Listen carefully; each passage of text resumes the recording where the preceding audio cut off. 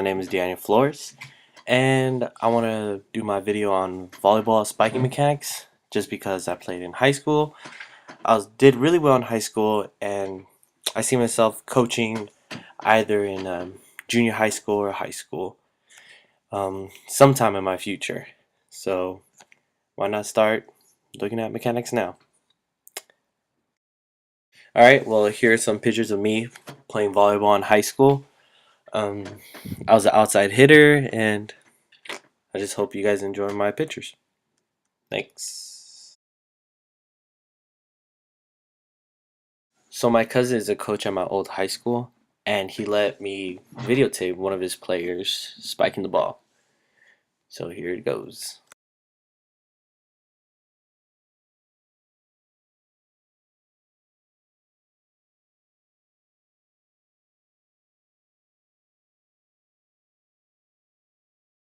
Okay, so as we are analyzing his stance and his footwork before he jumps and after he jumps, we are looking at three different joints. We're looking at the acetabular-femoral joint, which is in the hip, the tibial-femoral joint, which is at the knee, and also the talocrural joint, which helps out with the ankle and the foot.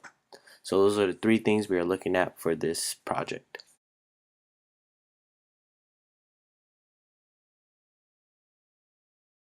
So for the first phase, we are looking at the first step in his approach to hit the volleyball. Just to make it easier to identify which leg is which, he is wearing his knee brace on his right knee. This is an eccentric movement. As we look at the right leg, we first notice that the acetabular femoral joint is flexing. The muscles that cause this is iliacus, psoas minor, and psoas major. As we go down the same leg, we see the tibial femoral joint also flexing. The bicep femoris, semimembranosus, and semitendinosus cause this motion. We go down the right talocrural joint and see that the ankle is slightly dorsiflexed.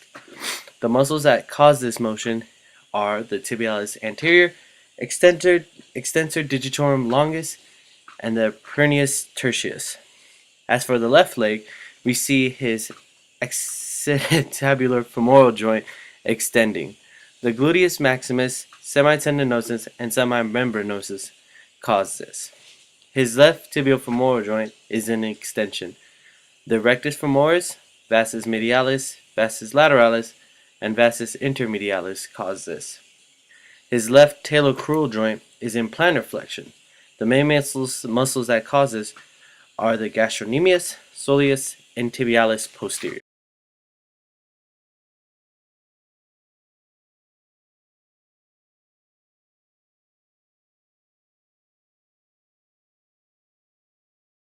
Alright, so now we are entering phase 2, and the reason why phase 2 is so important is because these are the last steps before the volleyball player squats down, jumps up, and spikes the ball.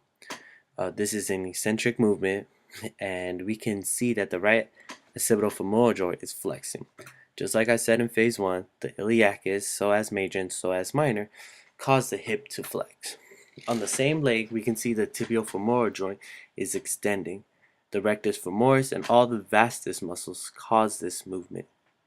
The right talocrural joint is in dorsiflexion during this stage. The tibialis anterior, extensor digitorum longus, and peroneus tertius cause this to happen. As we move to the left leg, we can see that the hip is slightly flexing. And also the tibial femoral joint we can also see flexing. The semitendinosus, semimembranosus, and bicep femoris cause this. And lastly, the left talocrural joint is at neutral position.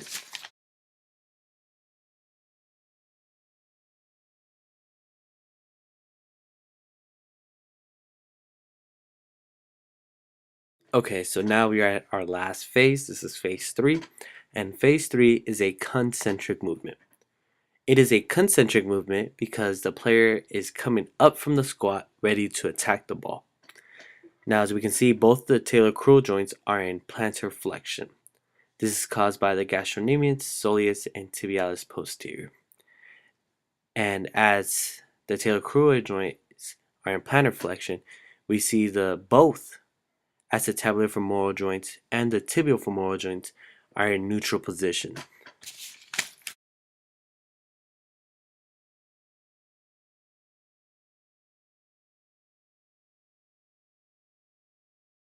Okay, so now we're going to talk about injuries. And one of the most common injuries for a volleyball hitter is an ankle sprain. The reason for this is because the person that spikes the ball can accidentally land on the defender's foot, causing the foot to abnormally invert or evert. One way a person can prevent this from happening is jumping further away from the net. Okay, so another common injury for the volleyball hitters is patellar tendonitis.